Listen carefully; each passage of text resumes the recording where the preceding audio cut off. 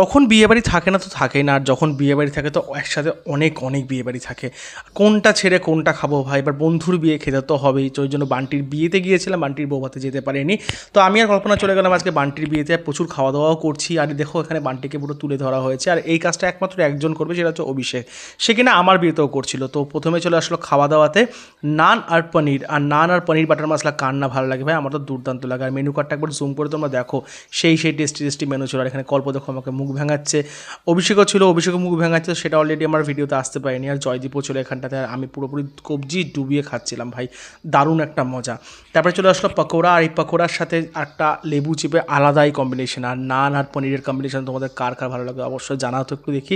তারপরে চলে আসলো গরম গরম ভাত, আর গরম গরম ভাতের সাথে আর কি আসতে পারে তোমরা সবাই জানো, সেটা হচ্ছে গরম গরম ভেজ ডাল। আর এই ভেজ ডালটার সাথে পকোড়া দিয়ে একটা আলাদাই কম্বিনেশন। তারপরে চলে আসলো কাঁঠাল চিংড়ি, যেটা কিনা খেতে খুবই দুর্দান্ত হয়েছিল। তোমরা জানো আমি চিংড়ি মাছ খেতে কতটা ভালোবাসি। তারপরে চলে আসলো কাতল মাছের কালিয়া, যেটা দুর্দান্ত হয়েছিল খেতে। তারপরে চলে আসলো আবার কাঁঠাল চিংড়ি, কারণ কি আমি কাঁঠাল চিংড়ি ডবল বার করে চেয়ে চেয়ে খেয়েছি।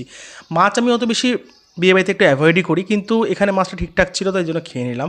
তারপরে চলে আসলো হচ্ছে আমাদের শো স্টপার, সেটা হচ্ছে একদম মাংস আর ফ্রাইড রাইস। আর মাংসর সাথে ফ্রাইড রাইসের কম্বিনেশন খুবই দুর্দান্ত লাগে।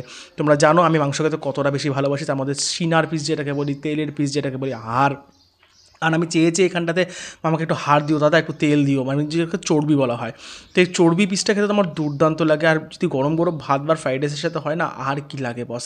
তোমাদের কেমন লাগে আর কোন পিসটা বেশি ভালো লাগে আমাকে একটু জানাও তো দেখে কমেন্ট করে। আর এই তেলের পিস বা চর্বি পিসটা আমার তো দুর্দান্ত লাগে। তারপরে চলে আসলো পাঁপড়, তার সাথে চলে আসলো চাটনি, তার সাথে চলে আসলো হচ্ছে মিষ্টি সন্দেশ। আর কি চাই ভাই, বিয়েবাড়ির জম্পেস খাওয়া দাওয়া হলো। আর সবথেকে বড় কথা লাস্ট অপশানে ছিল আইসক্রিম। ভাই এখানে জয়দীপ দেখো দুটো আইসক্রিম নিয়ে নিয়েছে, আর আমি একটা অ্যাজ ইউজুয়াল।